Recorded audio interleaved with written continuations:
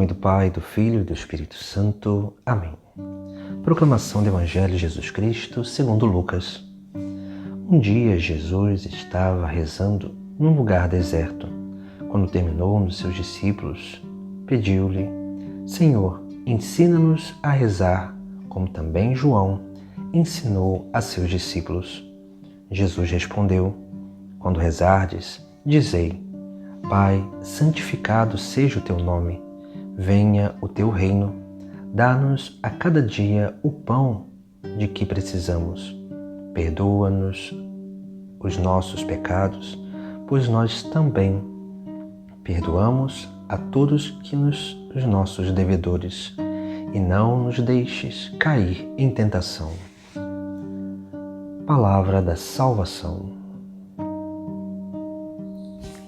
No Evangelho de hoje, os discípulos pedem a Jesus que os ensine a rezar. Jesus, quando vai ensinar uma oração aos seus discípulos, Jesus ensina a oração mais poderosa e podemos dizer a oração mais perigosa também. Porque a oração que o Senhor ensina é uma oração onde tem todos os artigos necessários e essenciais para a nossa salvação.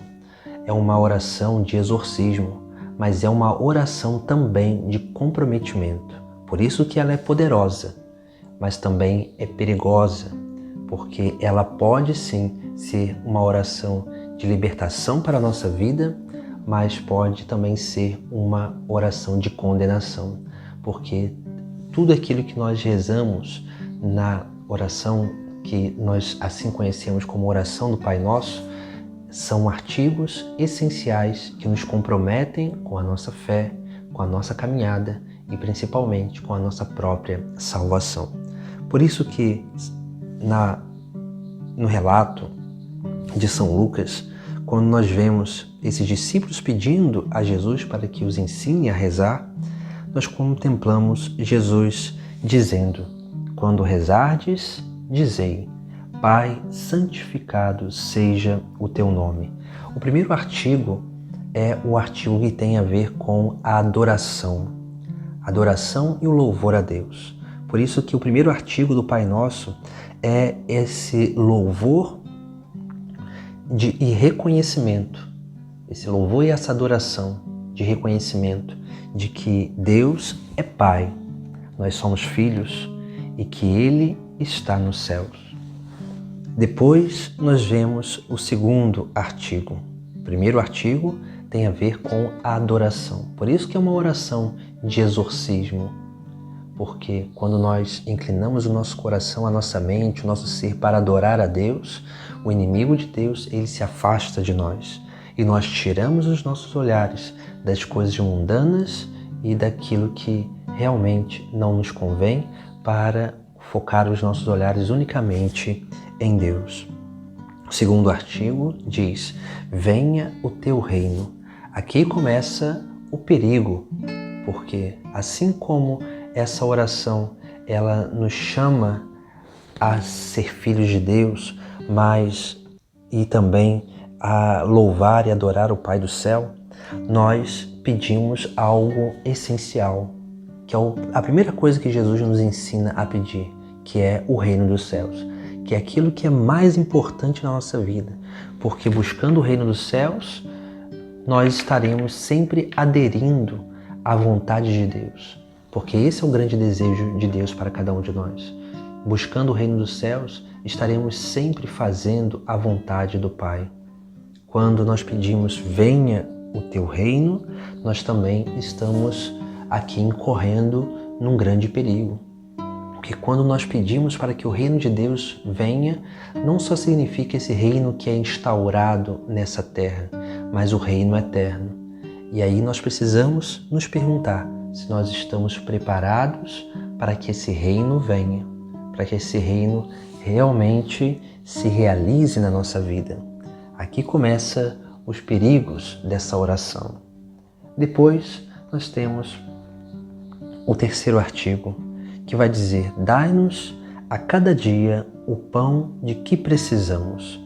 Esse artigo, ele é um artigo que nos chama a reflexão sobre o pão cotidiano. Não o pão de amanhã, depois da manhã, de daqui uma semana, de um mês, de um ano. Por isso que é um artigo que também nos chama a uma vida simples, a uma vida como que voltada para a providência divina. A nossa preocupação precisa estar no dia de hoje. O dia de amanhã, Deus providenciará. É claro que nós podemos sim ter coisas para o dia de amanhã, mas não podemos ficar olhando somente o dia de amanhã, porque o dia de hoje é o dia necessário para a nossa conversão, para a nossa santificação e para a nossa salvação. Por isso que também, quando nós contemplamos essa oração e percebemos que Jesus ele nos ensina a pedir o pão de hoje, aqui tem a ver com dois pães. O pão material, que é o alimento da nossa subsistência nessa terra, para a nossa perseverança, mas também o pão espiritual, porque Jesus mesmo disse que é o pão da vida. Depois nós temos o próximo artigo, que vai dizer: e perdoa-nos os nossos pecados, pois nós também perdoamos a todos os nossos devedores. Veja que quando nós pedimos para que Deus nos perdoa, estamos pedindo para que esse perdão seja como nós perdoamos o nosso próximo.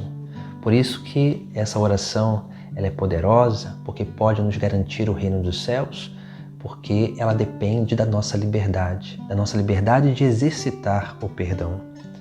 Por isso também que ela pode ser perigosa, porque nós só seremos perdoados na medida em que nós aprendemos a perdoar. É claro que aquilo que ainda falta de capacidade em nós, Deus sempre vai completar, mas Deus ele sempre vai querer uma atitude de correspondência, uma atitude da nossa parte de colocar em prática o seu ensinamento e principalmente essa proclamação e essa transmissão, esse transbordamento do perdão de Deus, porque assim nós fomos perdoados dos nossos pecados e precisamos também aprender a transmitir esse perdão para aqueles que nos ofendem, para aqueles que pecam ou erram contra nós. Por isso que o próximo artigo ele vai nos chamar a um entendimento mais profundo da nossa vida de perseverança, porque nós dizemos e rezamos: e não nos deixe cair em tentação. Veja que nós não pedimos, Jesus não nos ensina a pedir para não ter tentação. Ele nos ensina a pedir para não cair em tentação. Isto porque o demônio, ele não serve a Deus, o mundo não serve a Deus, a nossa má vontade muitas vezes não serve a Deus, mas Deus se serve da nossa má vontade, das inclinações da nossa carne, do mundo e também do demônio, para nos mostrar aquilo que em nós precisa ser trabalhado, para que nós possamos enxergar os degraus de aperfeiçoamento, para que assim possamos alcançar o céu. Porque a obra de salvação é uma obra da graça divina, mas também da liberdade humana. Por isso que nós precisamos entender justamente essa realidade. Nós teremos tentações, porque a tentação ela é importante, porque a tentação é aquela que vai nos mostrar o que realmente é a nossa fraqueza. E quando nós aprendemos a enxergar e a reconhecer a nossa fraqueza, nós começamos a trabalhar ela.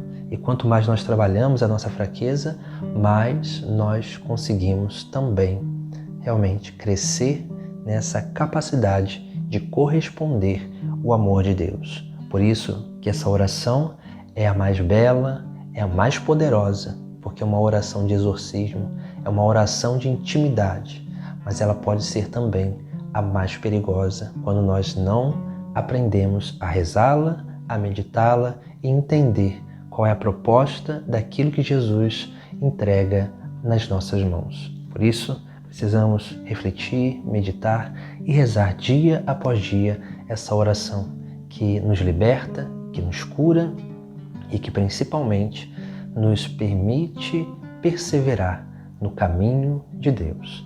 Em nome do Pai, do Filho e do Espírito Santo. Amém.